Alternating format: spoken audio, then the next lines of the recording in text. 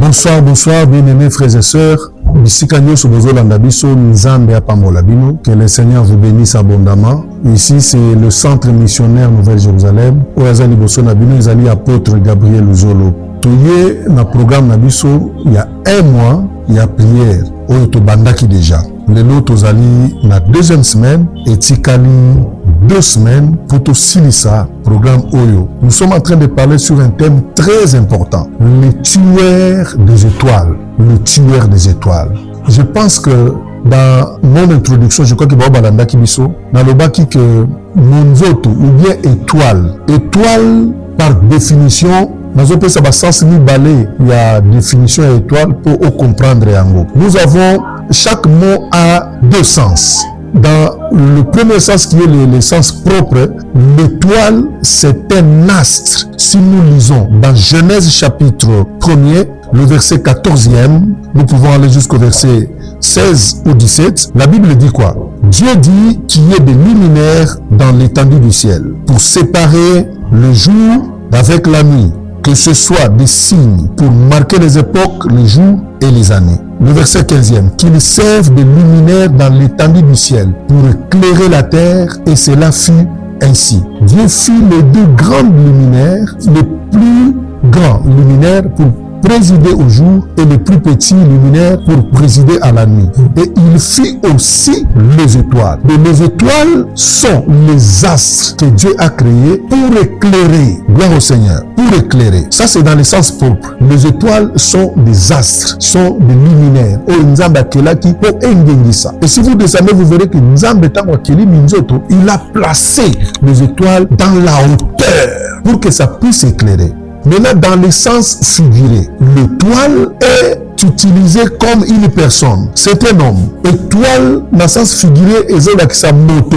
Parce que ce qui total dit dans le livre Genèse chapitre 15, le verset 5. Donc, on a Nzambe azako benga Abraham. Dieu dit Abraham, Bima, Libanda, Otanga, Minzoto, Soki, Okoki, Kokonte Yango. Quand Abraham est sorti pour compter les étoiles, il dit Seigneur, je n'en peux pas parce que Eza est belé. Nzambe azo dit Abraham a dit, c'est comme ça que sera ta postérité. Donc Dieu était en train de représenter, de montrer la postérité d'Abraham par les étoiles. Le col a battu. Abraham a kokamba, obakozala postérité na libota na ye. Zamazo laksa libota Abraham, le col a minzoto. Donc minzoto dans le sens figuré, ezakola kisa mutu, ezakola kisa postérité, ezakola kisa génération, ezakola kisa famille, ezakola kisa vie à mutu, momoto. Gloire au Seigneur. Et quand on parle de l'étoile, que tu as une étoile, et qu'on peut qu'on qui ça, nous sala na yo, on veut procurer le bonheur, on veut sala que vie na yo engenga, on veut sala que libana na yo engenga, on veut sala que projet na yo engenga. Donc on va que on a une étoile. Gloire au Seigneur. Nous voulons ici parler sur le tueur des étoiles. Bien-aimés frères et sœurs, tuer belé, continue la vie à ignorance. Pourquoi? Parce qu'ils n'ont pas compris que le diable s'était acharné des étoiles. Diable a mutu alukaka aboma étoile, aboma vie à mutu, aboma eloko ezo ngengisa vie na yo, eloko ezo éclairer destinée na yo, eloko ezo éclairer libana na yo, eloko ezo éclairer ministère na yo, eloko ezo éclairer bana na yo te famille na yo. Ce qui fait que yo omona na liboso bato, eloko ya mutuya, eza étoile, ezo sala que yo za na valeur, ekoza la mayele, ekoza la beauté, ekoza la musala, o epesa ko valeur ni na miso bato, ezo sala que bato ba considérer yo. Ba mona que ndeko songolo il vit. Cette capacité naturelle, c'est donc cette bénédiction particulière que Dieu t'a donnée. Et ça dit étoile. Gloire au Seigneur. Quand on dit que ton étoile est en train de briller, tu as une étoile. Donc on voit en toi une potentialité, une capacité qui peut être naturelle, qui peut être intellectuelle, qui peut être, je ne sais, dans le domaine de Soana. Gloire au Seigneur. Alors, ce que nous voulons retenir ici, bien aimés frères et sœurs, il y a le tueur des étoiles. Le tueur des étoiles. Mais qu'on le la pona babouni à Minzoto. Nous avons des gens qui se lèvent pour détruire, tuer ton étoile. Ils sont là pour tuer ton étoile. Gloire au Seigneur. L'ennemi s'acharne des étoiles des gens. L'ennemi s'acharne pour détruire tout il vit à Batou avec objectif au Ngate vie na yoke neli bosote et famille na yoke neli bosote musala na yoke neli bosote eza na bitumba mususu toza kozwa lelo eza à cause ya ba étoile eza à cause ya étoile na yo au vie musala il y a des gens qui s'élèvent qui ont la pensée de te réduire de te détruire il y a qu'on diminuer yo il y a qu'on enterrer yo avec de faux témoignages ils parlent aux gens ils informent l'objectif de tout ce que tu vois comme combat c'est tuer ton étoile. Que le Seigneur vous bénisse. Alors, nous allons lire un verset avec vous. J'étais dans l'introduction. Maintenant, écoutez, Matthieu chapitre 2. Matthieu chapitre 2, tout autant le premier verset. Tout autant du deuxième, on a sauté pour attendre la septième. Matthieu chapitre 2, le premier verset et le deuxième, et je vais sauter pour lire le septième. Jésus étant né à Bethléem en Judée, au temps du roi Hérode. Voici des mages d'Orient arrivèrent à Jérusalem et dirent: où est le roi des Juifs qui vient de naître? Car nous avons vu son étoile. Alléluia. Ils ont vu l'étoile depuis l'Orient et nous sommes venus pour l'adorer. Je prends même le verset 3. La Bible dit: le roi Hérode ayant appris cela fut troublé. Alléluia. Quand les gens apprennent, quand les gens voient ton étoile, quand les gens entendent qu'il y a une étoile qui est née, il y a une bénédiction qui est sur ton chemin, il y a une élévation, il y a une stabilité, il y a une sorte de bénédiction qui vient d'un côté naïo. Le monde des ténèbres est troublé, Tala. On a liba le vie. On dit combien de personnes sont troublées. On dit monde a molini boni basa troublé juste pour que empêcher étoile na yo briller. Le roi Hérode fut troublé. Et la Bible dit et tout Jérusalem avec lui. Non seulement Hérode, mais la Bible dit tout Jérusalem était troublé. Tout Jérusalem était troublé. Et le roi Hérode et Jérusalem basala qui troublé. Il y a des gens qui ne supportent pas et qui ne peuvent jamais supporter de voir l'étoile de quelqu'un briller. Et nous vivons dans un monde comme ça. Le monde dans lequel nous vivons, c'est un monde bizarre où les gens ne peuvent jamais supporter voir l'étoile ou bien apprendre une bonne nouvelle venant de toi. Pendant que Jésus est né, son étoile a été vue par les mages, mais Hérode et Jérusalem, pendant ce temps, Jésus a jamais demandé à Mouké, mais trouble continue à Mouké Hérode. Trouble continue la vie, il y a bana nyoso, il y a Jérusalem. Ils ont manqué la paix. Pourquoi? À cause de l'étoile. Maintenant, écoutez bien aimé. Le verset 7. Alors Hérode fit apporter en secret le mage et s'enquit soigneusement auprès d'eux. Depuis combien de temps l'étoile brillait? Puis il les envoya à Bethléem en disant: allez et prenez des informations exactes sur le petit enfant. Quand vous le retrouvez, faites-les moi savoir, afin que j'aille aussi moi-même l'adorer. Après avoir entendu le roi, il partit. Gloire au Seigneur. Or, Hérode le tueur des étoiles. Quand ils sont troublés, pourquoi? Parce qu'ils aiment la gloire. Ils aiment que eux-mêmes apparaissent. Ils aiment que bangonde bazana mungu, bangonde bayebana, bangonde basala, bangonde batanga bango bakombo, bangonde babala, bangonde babota, bangonde bazwa mungu, bangonde bazala bakamba. Mais quand ils apprennent qu'il y a une étoile qui est née, quand ils apprennent qu'il y a quelqu'un que Dieu a établi, que Dieu veut élever, bien aimé, les tueurs des étoiles s'acharnent contre les étoiles. Ils s'acharnent avec une mission de tuer les étoiles. Je bénis le Seigneur. Je ne sais dans quelle commune, dans quelle ville, dans quel pays d'Afrique, dans quel pays d'Europe, dans quel pays, partout tu es.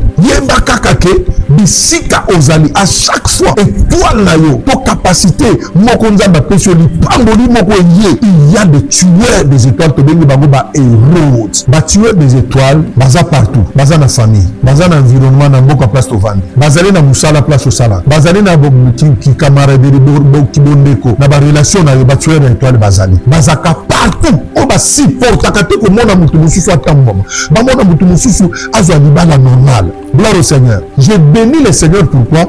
Parce que quand je lis la Bible nous dit ceci, que quand les mages sont partis voir l'étoile, on va reconnaître, parce que les mages quand ils viennent adorer, ils viennent reconnaître, mais ils ne viennent pas même réduire. Alléluia. Les mages quand ils viennent avec l'encens, ils viennent avec de l'or, ils viennent donner, ils viennent reconnaître, honorer, appuyer. Gloire au Seigneur. Mais quand les mages sont partis, Hérode a appelé ça dans mon mission, va s'informer pour savoir où se trouvait l'étoile. Et combien de temps que cette étoile brillait. Combien de temps? La Bible dit quoi?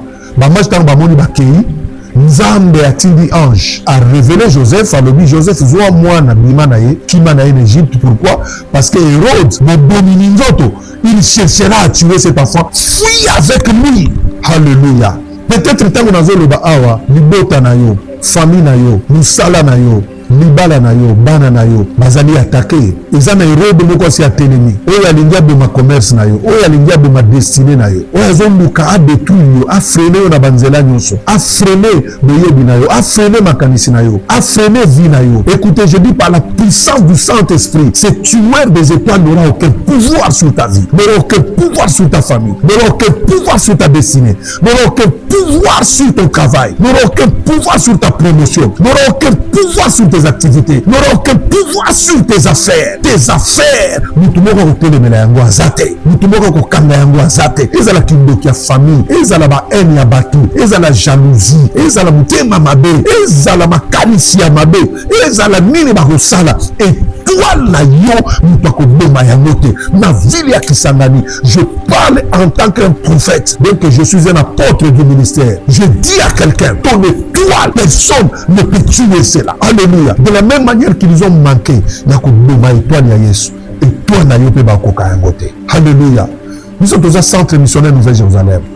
Nous avons pris ce numéro de téléphone. Nous avons dit que nous avons na tongo ya lelo, na butu ya lelo, ils ont dépendre na erozo la nanga. Bien aimé, 085 673 45 94 085 673 45 94 081 95 95 333 081 95 95 333. Ce que bengi siko tozo yambayo. Gloire au Seigneur. Tozo yambayo. Nous sommes là, Dieu nous a envoyés pour qu'ensemble biso na bino to sambela. Yango église Nouvelle-Jérusalem te bengi si prière il y a 1 mois. To banda qui déjà toza na deuxième semaine. Miracle les salema. Makangwa mine les salema. Gloire au Seigneur. Ezana batu oyo minzoto na bango bazako luka yango. Ozo mona vie na yo zo ke liboso te osale loko e mabe. Osale loko e mabe. Osale loko e mabe. Objectif ya Hérode ezalaki aboma minzoto. Vous savez comment Hérode a procédé? Gloire au Seigneur. Biso toza sur l'avenue Fataki numéro 1 na terrain ya Makiso. Na sima terrain ya Makiso na kokuta temple moko angari moko munene za wana. Toza wana chaque jour de 6h à 7h30. Chaque jour de 6h à 7h30. Mardi toza wana de 16h à 18h. Et jeudi toza wana de 16h à 18h. Même mikolo nyonso toza wana de 6h chaque jour na tongo du lundi jusqu'au vendredi. Toza ko bunda, tozo sambela pona ba bomi nzoto bakoka biso te. Bien aimé, écoutez, tango Nzambe atindi ange komona Joseph, ange abimeli Joseph poasa yebisie zwa mwana oyo, zwa monzoto oyo kima na ye na Égypte. Alléluia. Nzambe permettra ki ke Yesu tango abotami abima akende na Égypte, akende kobombana. Yango biso to organiser prière na kati ya prière tozo bombana. Tango baroya bakokuta biso te. La prière peut faire en sorte que vie na yo, étoile na yo, étoile ya libota na yo, étoile ya famille na yo, epela pe comme na destinée nango obengami pour accomplir une mission. Tu es appelé pour matérialiser une vision que Dieu t'a donnée. Tu es appelé pour jouer un rôle dans mokili, dans monde, dans famille na yo, dans mboka na biso Kisangani. Bien aimé ba tuer na ba étoile bazali. Tala makambo Hérode asali. Bible lobi, heureusement Nzambe a révélé que Joseph pour que Joseph récupère l'enfant et fuit avec lui en Égypte. Le temps que Joseph prend l'enfant pour fuir, regardez les tueurs des étoiles ce qu'ils ont fait. La Bible dit ceci. Hérode envoya ces gens pour massacrer des enfants de 0 à 2 ans. Tous les enfants qui sont nés le même jour. Au Babotamani Basali 1 mois, au Basali 1 année, au Basali 2 ans. Ils ont été massacrés. Bango nyonso bakufa. Ezana batu. Minzoto na bango ekufa. Parce que ba yebate que ezali na ba Hérode, ba tuer ya ba étoile. Je vais vous révéler des choses, bien-aimés. Même dans notre vie quotidienne, nous avons ce combat. Tu peux peut parler avec quelqu'un, mais Azo se pélaté. Pourquoi Yezu Mbongo? Pourquoi Ozu Domengo?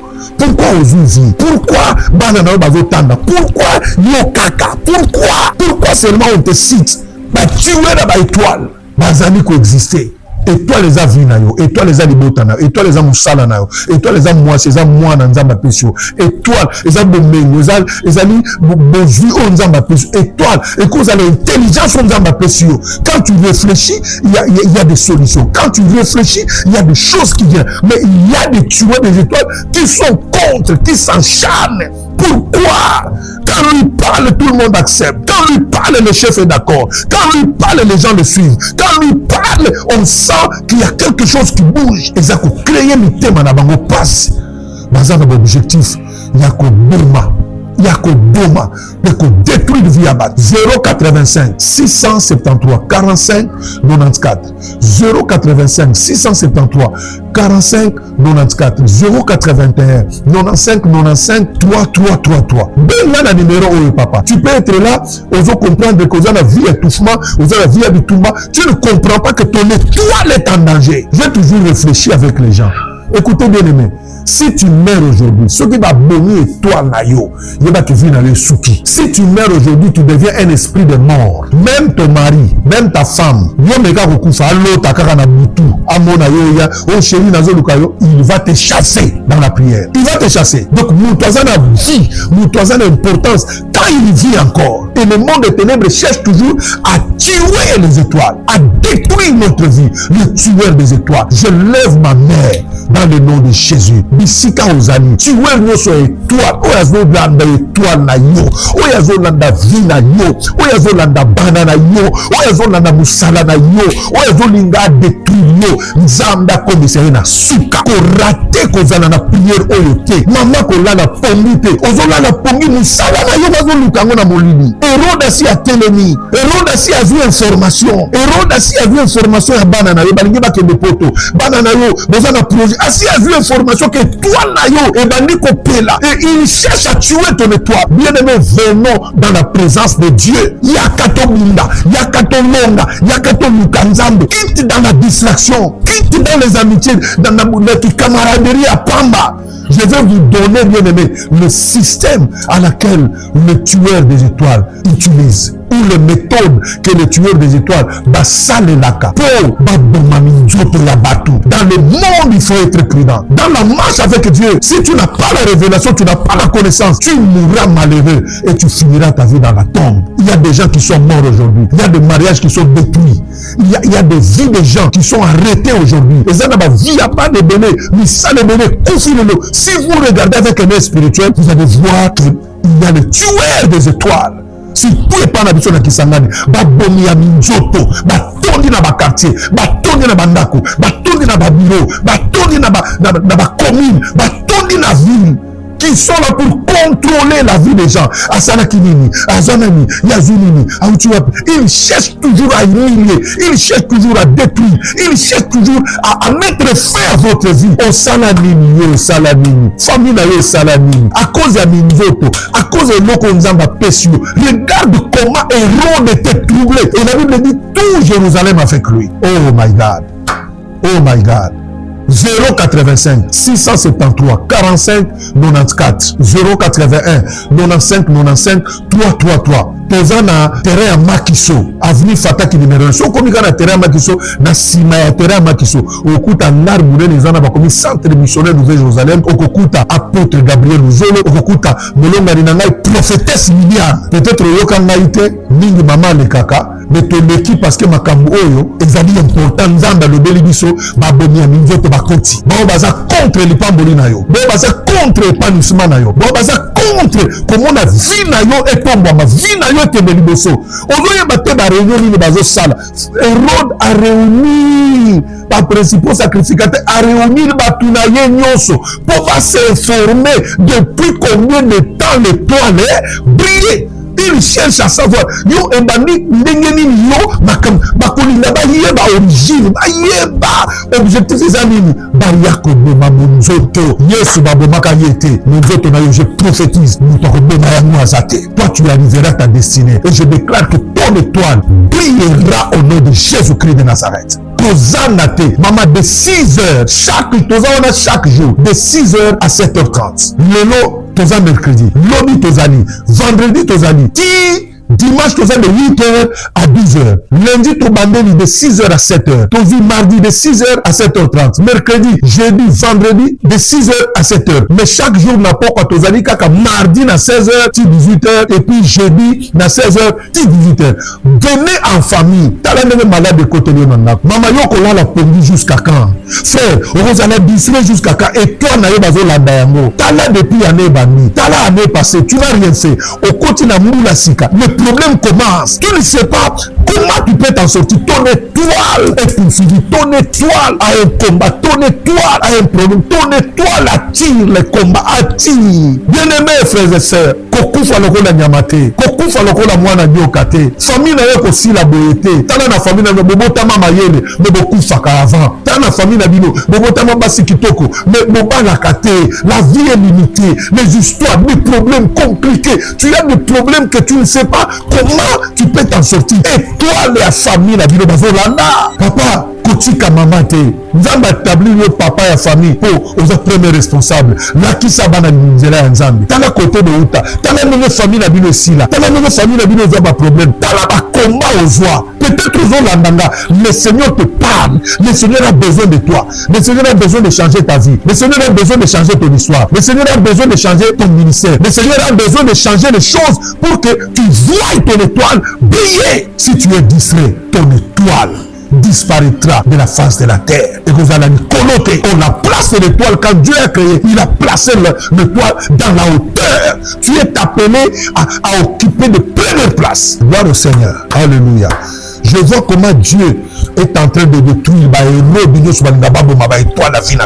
Hérode a massacré autant d'enfants sans qu'on peut même pas compter. A massacré Moka Mobina, ville Mobina, Jérusalem. Parce que c'est que étoile, les gens, innocents, Bakoufa, à cause de l'étoile, il y a Jésus, à cause de la naissance, il y a Christ. Parce que l'ennemi ne voulait pas que Christ a accompli une mission. On a appelé ça qui est. Hérode Nyoso, Balindakate, nous doit accomplir une mission parfaitement. Quel que soit ce que tu es, quel que soit ta incompétence, quel que soit le niveau naïo, quel que soit, mais tu as été destiné à ça. Nous t'avons toi naïoté. Azala nan, obisonde toza, bisonde, Hérode, bisonde toza, bisonde, bisokaka, ce qui n'a été, il faut pas mon anda, il faut avant ça la makamba, yozanani, tu es des étoiles, Hérode, un sorcier, un sataniste, un occultiste. La famille, Hérode Bazali. Avant ça, les locaux, il faut mon anda. Yo nengo sali bo komona yebi sa na ko mona eloko te na mwana nzambe yebi sa na ko mona eloko te na benga mina lomba yebi sa na ko bala yebi sa na ko zo promotion yebi sa na ko silsa. Je suis un étudiant, je veux finir mes études, je serai licencié. Que personne ne les Hérodes sont là pour intimider les gens, détruire, massacrer la vie des gens, massacrer les étoiles. Alléluia. Praise the God. Zamba Zalkoum 085 673 45 94 085 673 45 94 081 95 95 333. Tozana terrain à Makiso. Chaque jour, Tozana Tongo. Nous avons la popa, nous avons la 5 heures. La bouka na mbetu kolala te. Zwa moto, zwa transport, zwa indiqué motard. Mais manga na terrain à Makiso. So comme na terrain à Makiso, si ma terrain à Makiso na église Nouvelle Jérusalem. Okukuta batu bazako ya. Bien aimé Tozana ba témoignage. Bien aimé Tozana ba témoignage. Tozana ba témoignage. Ezana maman moko ayaki lelo. Alléluia. Maman wana akotaki na ndako moko. Akende ko futela na ndako. Mais azaki na musala, parce que na mwa économie na azaki ko sala. Mais le fait seulement ya ko déménager na ndako akende ko kota sika nzoka ndako wana eza miné. Hérode ba tuer na ba étoile. Même na ndako tokenda ko kota. Yeba ke avant kota na ndako, avant kota na lupangu na ndako fulani. Bien aimé, un homme spirituel, c'est un homme averti. Il ne fait rien sans qu'on consulte Nzambe. kokota na ye na ndako wana nzoka ndako wana basala sacrifice moko ya mama moko akufaka na kati parce que mokolo ndako tellement qu'il avait l'argent azwi makambo na ye bake kovanda na kati ya ndako wana na butu ntango bazosala makambo na bango babétise na bango mama wana akufi. Cette femme est décédée. Pour baya kombilisa mama wana na lupango esengelaki procédure, mais comme il avait l'argent il a corrompu et puis bake kozwa ebembe wana bake kokunda mama wana yeba te makambo eleka na kati ya ndako wana nzokande na kati ya bandako wana ezali na baantenne baherode batya na kokoma na makambo na kopesa bino basigne to baméthode ndenge nini monzoto ya moto bakoboma yango bazoboma monzoto na baméthode ebele. Il faut mwana nzambe aza na connaissance parce que la connaissance est un pouvoir. Bien au Seigneur. Quand vous avez la connaissance, vous êtes capable de changer les choses, de changer le cours des événements. Les tueurs des étoiles, Dieu te fera grâce. Bien aimé, Jésus a fini sa mission à la croix et il a triomphé. Tu finiras ta mission. Namboka kisangani. Mutu nyonso azotelemela yo azolina boma yo. Nzamba kutana na ye. Nzamba kutana na oyo azolina boma étoile la famille, étoile ya bana na yo, étoile ya mobali na yo. Que Dieu les rencontre sur ce parce que nous servons un Dieu de rencontre. Un Dieu qui ne ment jamais. Bien aimé, écoutez. Pona mukolo na lelo. Na pesu elema oyo.